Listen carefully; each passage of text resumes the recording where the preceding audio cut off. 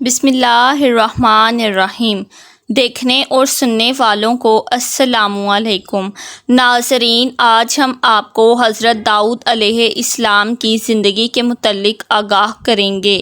ان میں سے کچھ باتیں ایسی ہیں جن کو سن کر شاید آپ کو یقین بھی نہ آئے، لیکن میرا آپ سے وعدہ ہے کہ ان میں سے ہر بات سچ ہوگی، کیونکہ ہر بات کی لیڈ قرآن حکیم سے لی گئی ہے، وہ کتاب جس میں کوئی شک نہیں۔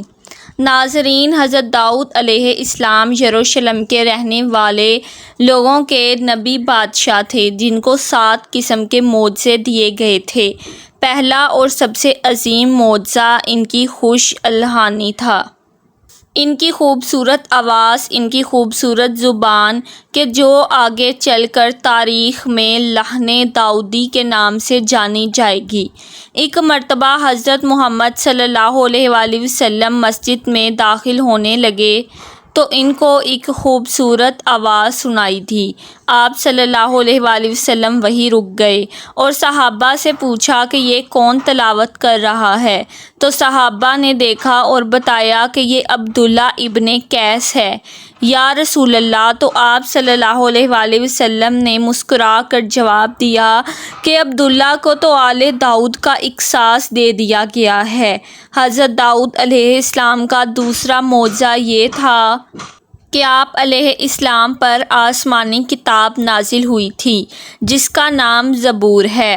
ان کا تیسرا معجزہ یہ تھا کہ جب آپ علیہ السلام زبور کو پڑھتے تو پہاڑ اور پرندے بھی ان کے ساتھ اپنے رب کی تسبیح بیان کرنے لگ جاتے۔ سبحان اللہ! ناظرین، وہ منظر بہت زیادہ خوبصورت ہوگا۔ ان کا چوتھا معجزہ ان کے لیے لوہے کی سختی کوئی معنی نہیں رکھتی تھی۔ وہ اپنے ہاتھوں سے لوہے کو موڑ لیتے تھے۔ وہ لوہے کی سلاخوں کو اپنے ہاتھ میں لیتے اور اس طرح موڑ لیتے جس طرح گیلی مٹی ہو۔ وہ اپنے ہاتھوں سے باڈی آرمرز بنایا کرتے تھے اور ان کو فروخت بھی کیا کرتے تھے۔ حضرت داؤد علیہ السلام وہ واحد نبی ہیں جن کے لیے حضرت آدم علیہ السلام کے علاوہ خلیفہ کا لفظ استعمال ہوا ہے، کیونکہ ان کا عدل و انصاف اور رویہ بنی اسرائیل کے ساتھ بہت ہی زیادہ اچھا تھا۔ حضرت داؤد علیہ السلام کا پانچواں معجزہ ان کی طاقت تھی، ان کی ڈیسیجن میکنگ پاور جو بہت زیادہ ہائی تھی۔ ان کا چھٹا معجزہ یہ تھا کہ ان کے لیے زبور کا پڑھنا بہت زیادہ آسان کر دیا گیا تھا۔ ایک حدیث میں آتا ہے کہ جب حضرت داؤد علیہ السلام اپنے گھوڑے کو تیار کرنے کا حکم دیتے اور اس سے پہلے کہ ان کا گھوڑا تیار ہو وہ زبور کی مکمل تلاوت کر چکے ہوتے تھے۔ سبحان اللہ! ان کا ساتواں معجزہ یہ تھا کہ حضرت داؤد علیہ السلام وہ واحد نبی ہیں جن کو ہمارے نبی حضرت آدم علیہ السلام نے اپنی زندگی کے 40 سال گفٹ کیے تھے۔ حدیث میں آتا ہے کہ عالم ارواح میں جب حضرت آدم علیہ السلام نے تمام انسانوں کو دیکھا تو ان کی عمریں نور کی لکیروں سے لکھی ہوئی تھیں۔ جب حضرت آدم علیہ السلام کی نظر ان میں سے ایک خوبصورت چہرے پر پڑی جو بہت زیادہ معصوم اور پیارا تھا، جس کی آنکھیں خوبصورت تھیں، تب حضرت آدم علیہ السلام نے پوچھا، یا رب یہ کون ہے؟ تو اللہ نے جواب دیا، یہ تمہارا بیٹا داؤد ہے اور یہ بالکل آخر کی امتوں میں بھیجا جائے گا۔ حضرت داؤد علیہ السلام ایک خوبصورت نبی تھے۔ حضرت آدم علیہ السلام نے دیکھا اس چہرے کی عمر صرف 60 سال لکھی ہوئی ہے، اور تب حضرت آدم علیہ السلام نے دعا کی، اے اللہ اس چہرے کی عمر بڑھا دے۔ تو اللہ نے فرمایا، اس کی عمر تو وہی ہے آدم جو لکھ دی گئی ہے۔ تو حضرت آدم علیہ السلام نے دعا کی کہ اے اللہ تو پھر تو میری عمر میں سے اسے عمر دے دے۔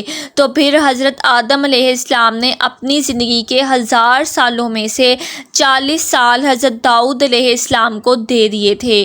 ناظرین، حضرت داؤد علیہ السلام نے جالوت سے لڑائی کی۔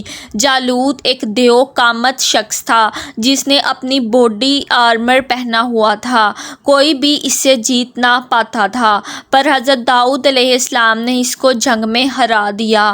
اس کے بعد حضرت داؤد علیہ السلام کو یہاں کا بادشاہ بنا دیا گیا۔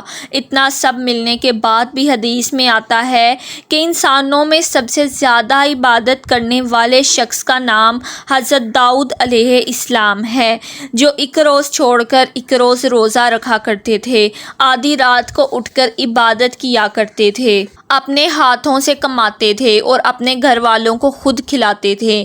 ناظرین، سورۃ الصاد میں ہے کہ جس کا مفہوم میں آپ کو بتاؤں گی۔